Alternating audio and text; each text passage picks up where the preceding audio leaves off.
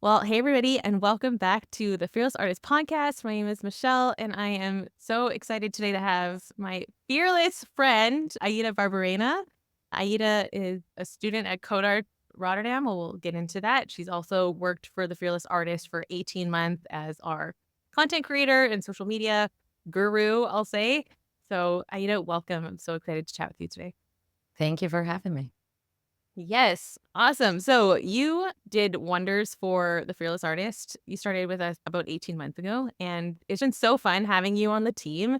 It was a big step for us to hire someone for the first time and to bring someone else on. Deanna and I had been working alone for the first 2.5 years, 3 years, and just having you come in and help us steer the vision, decide what we wanted to do, creating content. It took a lot off of our plates, which freed us up to do what we're good at, which is coaching musicians.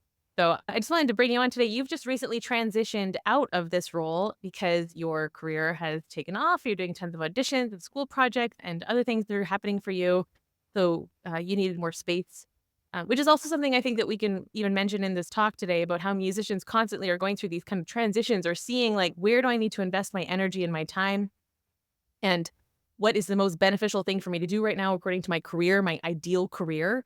And for you, it was important for you to be able to work with us for a while, and now you're transitioning out. So, first of all, this interview is just to say thank you for what you gave to us for the last year and a half. Thank you for what you brought us, the laughs, the jokes, the meme, but also just your energy and the entrepreneurial spirit, I think was so crucial. So, why don't you just share a little bit with our audience about you and also how you started working for us? Well, my name is Aida, which as an opera singer is just a funny joke of destiny. I came to the Netherlands about 2 years ago or like 20 months ago, and you were my teacher. You were one of their teachers because at our school, like creating very well-rounded career for students or a curriculum for students so they have a well-rounded career is important. So you were our entrepreneurship teacher. And from day one, I really like what you did because you and in TFA in general, you talk about a lot of things that somehow growing up or maybe in the past 20 years, we've been talking more and more, but not so much about having an entrepreneurial mindset or having a portfolio career, having diverse income streams without the shame of it that you used to have. So Yeah. I really clicked with that when I met you.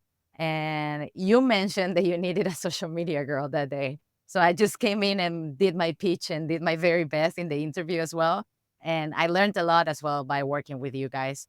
And I was so happy to have the opportunity to create humoristic content, which is where I shine or what I like to do, and Yeah. also help people and teach them that it's okay to talk about these things, that it's okay if your idea of a nice professional career is not someone else's or is not what the media is selling you, and that is also okay. Yeah, exactly. I mean, I teach entrepreneurship for classical musicians at Codarts, where you study and you came up in the first class and you have a background already in digital marketing. You've done some other studies, so you weren't sure even if you needed that class. So you just kind of came to see what was going on. And then for whatever reason, I mentioned that one of my former piano students had been making some Instagram stuff for us and she was leaving to go to med school. So I was like, oh, yeah, we're looking for a new content creator. And I don't know, it just popped out of my mouth. I didn't even mean to really say that. And then you came up and you were like, I'd like to apply for the position at your company. And I was like, oh, whoa, like this could be really cool. And to have someone like you who's currently studying in an institution, because a lot of our client base at TFA, we're graduated, we're 10 years out, we're saying things I wish I would have learned in school, but like you're in school. So me teaching that class, I have a direct feedback of what do you need to learn right now and how can I create curriculum that will serve you in this moment so that you can then use it. This is what we're thinking about. This is what we're struggling with. And as you're mentioning, what society tells you or the media tells you is a successful career, we're starting to shift the narrative around that. What does success mean as a musician? And how can we shape our thinking now to set you up for success rather than the telling you this is what it has to be like? And then if you come out of school and it doesn't happen right away or maybe ever, and you guys don't, the next generation doesn't end up having the same problems that we did, maybe feeling like a failure that you didn't quote, like make it, whatever that means. Yeah, it's absolutely important that all schools start doing something in those lines because even if you make it, or even if you are one on the top 5 performers and that's really your dream and it fulfills you, it's so much more than making music. It's so much more than practicing and actually doing the show. Most musicians out there also have to be accountants and social media creators and have people skills, for example. So all of these things that make you a well-rounded musician and that will land you the jobs that you really want are the things that we are happily creating a better curriculum at Collards, and you were part of it. So I'm very happy to contribute to that as well. Yeah, I think one of your strengths, as you were saying, is that you made a lot of relatable content for us. It's just so helpful to have like the student perspective, but also the little bit older working in the industry perspective. And because that's who we work with at the Fearless Artist. So, talk a little bit about like as you were getting ideas for content or hearing the conversations that we were having with our clients in our mastermind or our membership, like one thing that we talked about a lot, as you just mentioned, is the multiple roles that musicians play. Maybe you want to expand on that. Yeah, so we got a lot of feedback on people that started responding on the post about having to fulfill these roles, right? So we talked about a lot about social media and how important it really is. So should I do it? Should I not do it? I'm scared.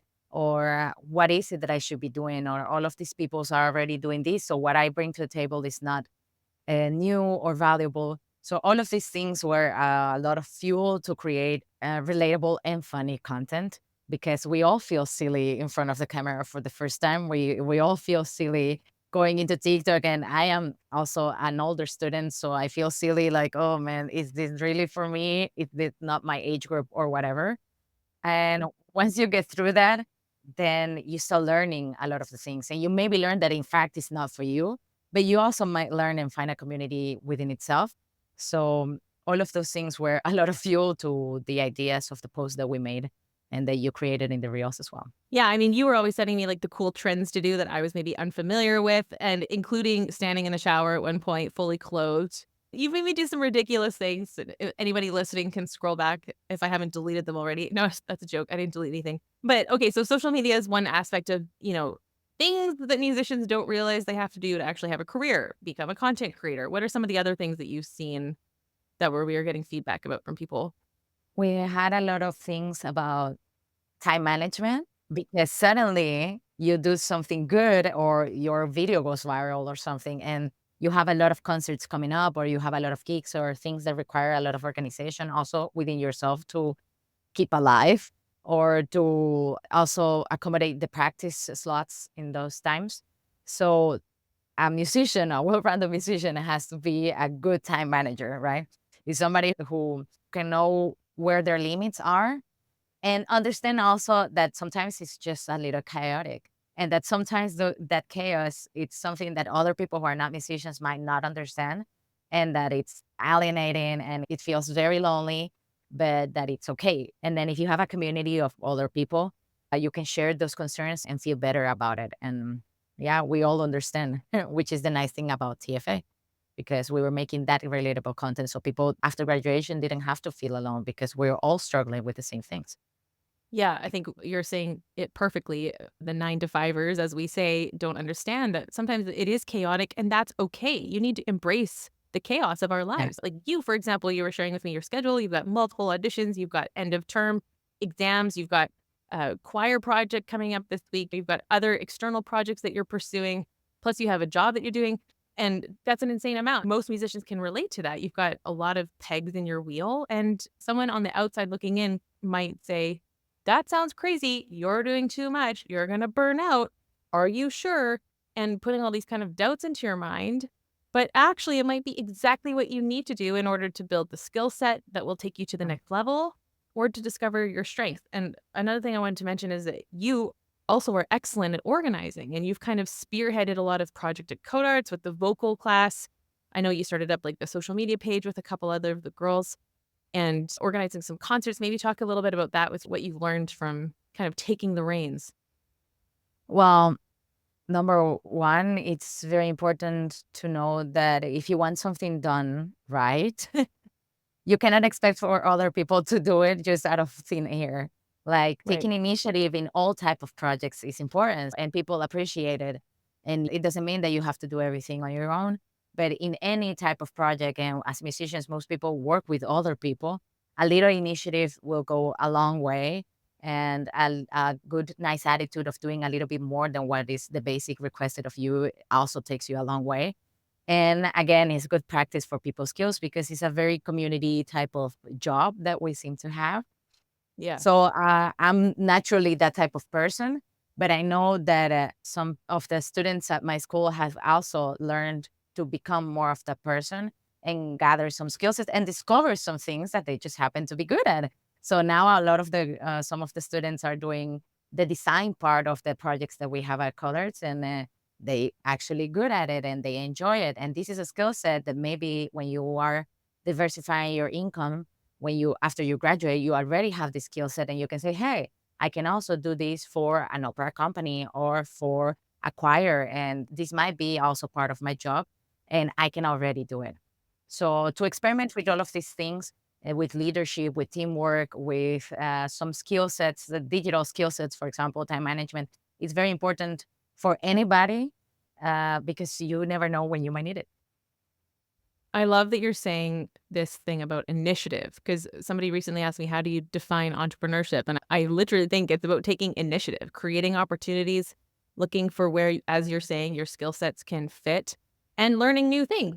And you're right. I mean, we've seen other musicians then have whole side jobs in social media content creation. I mean, I have three of my Codart students working for me, doing assistant work, booking hotels, like, these kind of organizational things that you can become your teacher's assistant or look for other ways to create income for yourself besides just your music, but that tie into the life of an artist. Because if anyone listening has done any kind of project, I'm sure you've seen some disasters, some train wrecks of people who try to organize things that just don't, we're not maybe the most organized people, less creative types. So these are things we have to learn. Yes, definitely. Let's start with some of the highlights of working for TFA. Like, what are some shiny moments in your memory? The memes were like a new thing for you guys, I think, because also as musicians, again, if you go back to the basics, you are trained to be very serious and very disciplined. And a musician doesn't make fun of himself. And it's just not like that. It's not that serious in general life. Like if you take yourself too seriously, you're not going to be happy a lot of the time. We started dabbling with this idea of making things more humoristic and more funny and seeing if people would agree with it and not think something bad of the brand. And like on the contrary, everybody responded very well and say, "Hey, that also happens to me." Like we did the one about the only two type of outfits that a musician has. That is the one where you're only wearing sweats when you practice, or full glam when you have a concert. And everybody said, "Oh man, that's so me. That's absolutely something I do because that seems to be something we all do." And it's just funny to realize that maybe if you feel a little bit of shame for being that person, you don't have to because there are 1,000 people also commenting the same thing on the post. And who liked that post? Yuja Wang. Yeah, so that was crazy. We're like, talk about the woman who's wearing full on glam, and then we saw her pop up, and we are like, "No way, we've reached her." It's crazy. Yeah, so if you think, oh man, I feel bad because I'm sweats, Yuya, she's full glam all the time. I'm sure Yuya is not full glam all the time. And the other topic that people found funny slash relatable and a little bit always like it touches a nerve is when we talk about money. And Okay. we're very realistic about money. So the first one that went very viral was the one about how to say no to something or how to say that you're not doing something for free in 5 different ways. And people Yeah. went crazy. Like, this is so useful. And it's just something that a lot of people then send questions and say, I have this specific situation. How do I respond to Yep. it? Because we're not taught of it. We're taught that if you get the chance to perform, then you just have to thank the performing gods for it. And it just doesn't work like that. It's not fair. You put in so much time. We talked a lot about also how much to charge Mhm. because most people say, "Ah, it's 1 hour concert, so this is my fee." Yeah, but you studied how many hours to that concert? How much time does it take you to get there? And all of these struggles come with its own type of jokes. So we made a lot of jokes about that, and I think people appreciated it. Yes. Yeah, you're hitting the nail on the head. Definitely money topics, how to know when it's worth playing for free or not. What are your favorite ways to say that you won't do a free gig out of the ones that we had on that post? Well, I'm an avoider, so I just say, "Oh, I'm so sorry. I have something else that day." Yeah. Yeah. Um, because that's an easy way out. But in general, I try to ask for something in writing first. So, okay, what's your budget? Can you send me like the proposal of your budget? Yeah, that's so good. Me too, I would say like, "Oh, just wondering if there's a budget for this." And then Yeah. learning to stop talking after you ask the question. I tend to, like, try and fill in with all these, like, "Oh, is there not a budget?" Because then I'll still play because I'm so grateful for the opportunity, and it's like, "Wait, just Yeah. bite your tongue. Shut up." Yeah. But it's something we're all learning, I think. And as you said, I mean, it's things you need to practice. That's why it's good to have kind of even mock conversations. Like, how would normally it's not that you don't know that you don't wanna do it, you just don't know how to word it. I think a lot of people are worried about hurting feelings or hurting potential future work if you piss people off. And unfortunately, we've all heard the story of somebody getting really upset or emotional or volatile, and you think, "Well, I don't wanna hurt anybody's feelings or risk losing the gig, so I'm just gonna say yes and show up and maybe get taken advantage of." So these are hard things to learn how to set healthy boundaries that you feel protected. Yeah, definitely. Or then the next step is when you're already getting paid and nobody is doubting that, it's how much you're getting paid or when should you raise your fees and how many people are you bringing to these concerts or starting to say no to certain repertoire and say, you know what, I really don't like to sing Baroque. And now I am in a place in my life where I don't have to do everything. But for most musicians, myself included, to say no to something that it's paying well or that is a good opportunity because you don't like to do it because that's not good for the rest of your career, for the line of work that you're doing, for the future that you're imagining to yourself. It's very hard as well to say no to something just because it's also a big change. I'm so glad you're talking about this. This is really important. And you just changed voice types as well, so I'm sure that also brings in complications. Yeah, definitely. In general, to say I don't do this type of work because it doesn't add up to what I'm doing in my class with my teacher or maybe I'm preparing something in 6 months and I need these 3 months to do that. And this project does not work well with the technique I'm going to need on that. It's hard to say no to that. You have to prioritize the thing that know you want and the thing that you're working for. Yeah, and that's really trusting in, like, that there will be work for me in this because you came into Coda as a mezzo, correct? Yeah. And now you've transitioned to soprano. So if you're pursuing the arias, the rep in that direction, and you're letting go of even your training to get accepted to the institution in the first place. I mean, these are scary things to kind of shed that skin and say, "No, I'm gonna pursue that." And I think that's what we talk a lot with a lot of our clients is pursuing your ultimate ideal career means you're gonna say no to stuff along the way that can feel really scary. Yeah. It's the same with any opportunity within your diversification of income. So, a lot of students or a lot of younger artists, even after graduation, have a side job of some sort, which is fantastic because then you can pay the bills and then you can practice and you can create the actual career that you want. But there comes a moment where you have to leave it because of time or because of scheduling or something. And that is also a scary moment. It's the same type of scary because you're saying, I'm betting on the future that I think and I know I'm going to have, but it is a bet. Yeah. So it takes a lot of gut and it takes a lot of confidence in your process to know that the career that you want, it's going to make you happy and that some things are not going to fit into it. Yeah. Ooh, and that, taking that risk, but then with the risk comes the potential rewards. Whenever I make a decision, I like to have very clear black and white pillars that I can kind of judge the situation by. Like this question, yes or no. For example, what does my inner circle say? My closest friends to me. What are their opinions? What do they see in me? What are some ways that you would be able to say yes or no to a potential opportunity? I think the most important thing is to know if it fits well on the schedule I already have, on the priorities I already have. So for me, it's important to, I don't know, be at home a certain amount of time. I have another job, and it's important that I fulfill my responsibilities with that job. I have a teacher, and it's important that I come to his class prepared. Does this opportunity fit with everything else that is already said that is not going to change in the next year or 2 years? Then we can consider it. Does it pay the amount that I know I'm worth? If it's something interesting to me musically, which usually because I am very young, I have not done everything, of course. So most things are new and I'm excited to do them as well. but I have done some things, and I know there are some things I wouldn't do again. So, based on prior experiences, I would say also that helps you make your decision.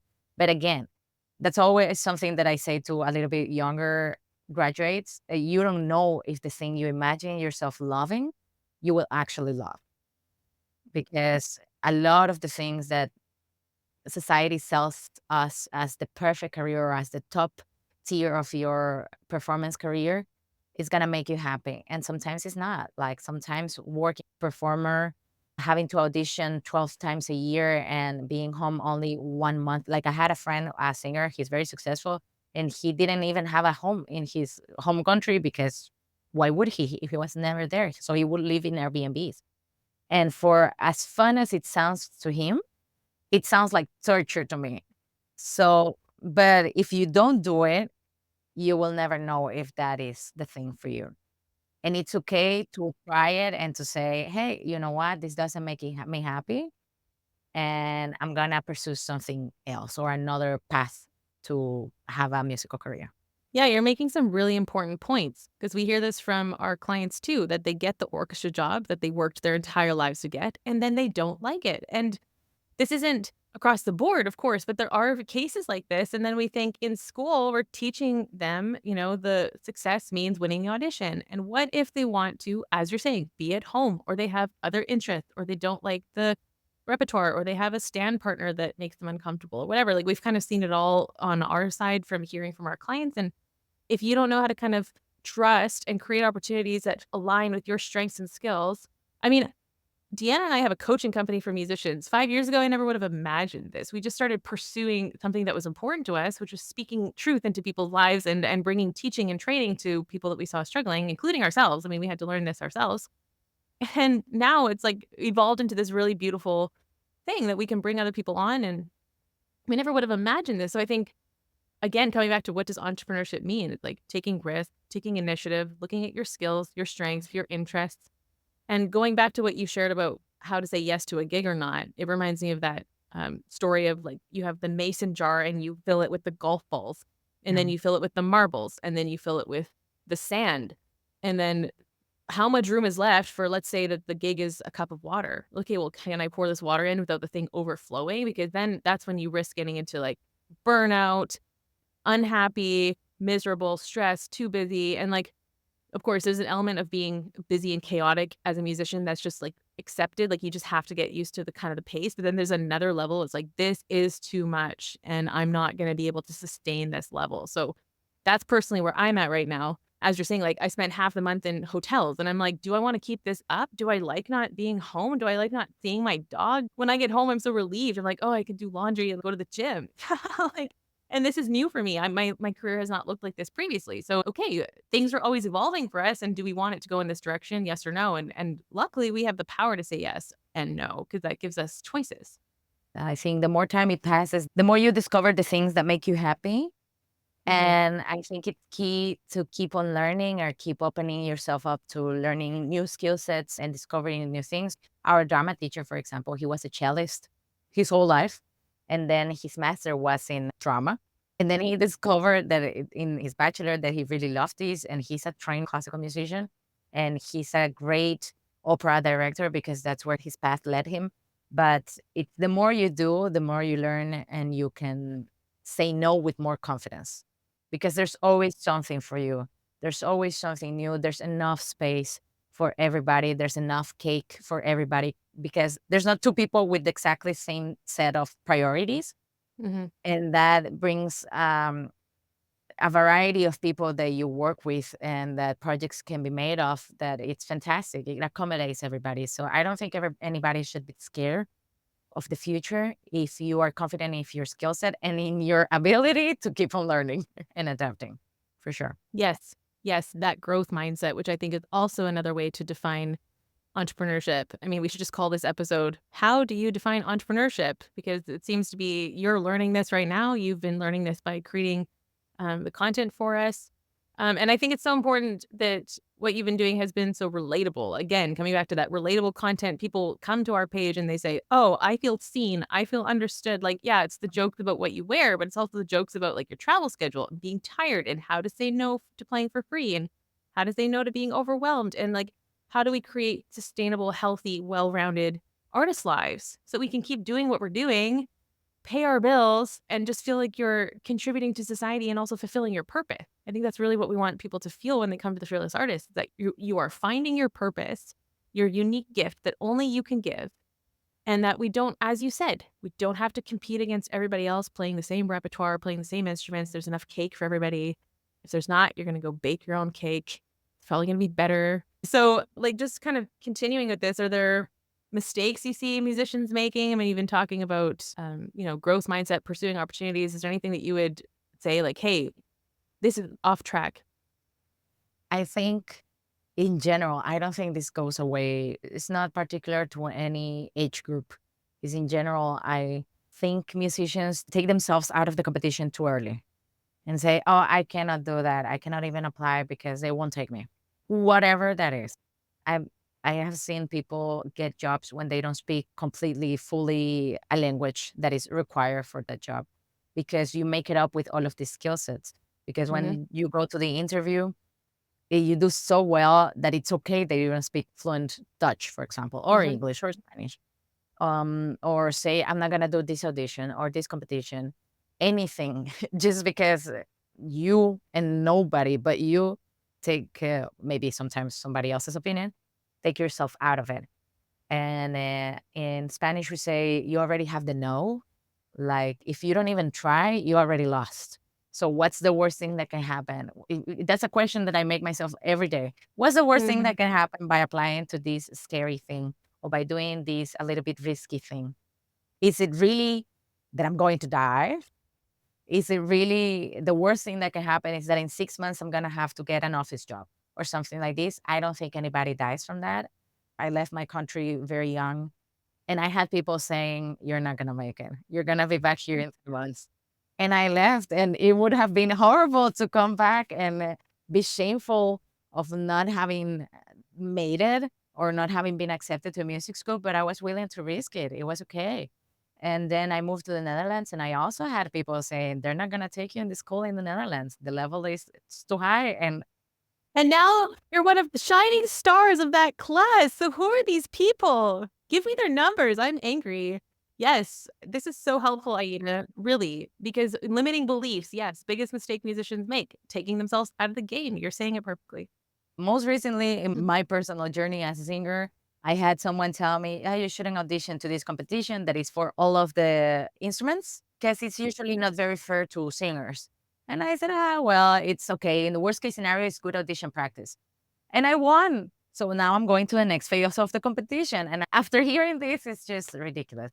You should never take yourself out of the competition because of something that you believe about yourself particularly.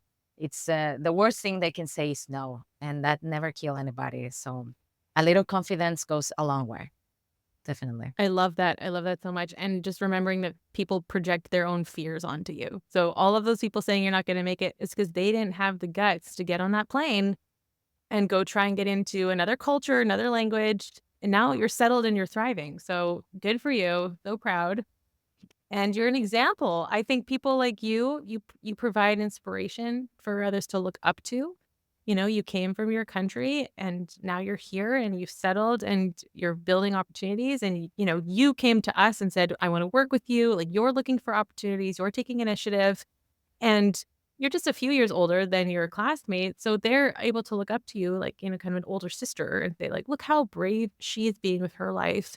And I know that's having an influence even on your colleagues around you. I'm feeling inspired from this episode. No, I'm happy. I also had a lot of people who were very nice when I first came to Europe and like took me around and say the same things. Like be confident because what you bring to the table is maybe something that it's never been here. So take advantage of that. And now I do that for other people. I'm very happy to take anybody who feels a tiny bit uncomfortable. Hey, you don't need to feel uncomfortable. It's okay. We're all in the same boat. And what you bring is valuable. So don't ever not say what you're thinking. Unless it's very mean, then you shouldn't say it. But in general, as I say, it's a little confidence and a tiny bit of gambling never hurt anybody. Yeah, well, you're just such a positive, inspiring force. So thanks for what you do. Thanks for your light. And specifically, thanks for everything you brought to the Fearless Artist over the last 18 months. We miss you. I miss you. I miss having my phone blow up with you every day, but you are still required to help create meme content. So I'll be looking for that from you. Just for our audience, everybody listening, is there like one thought you want to leave people with about kind of our topic today? Yeah, entrepreneurship means to not be scared to take a little risk that might bring a big reward.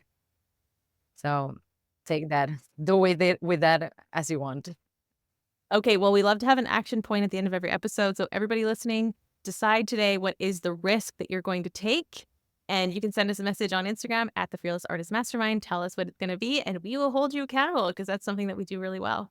Awesome. Aida, thanks so much for your time and being here today. Thank you so much for the time with the TFA. I learned so much. I am so thankful for the privilege of working with you and Diana.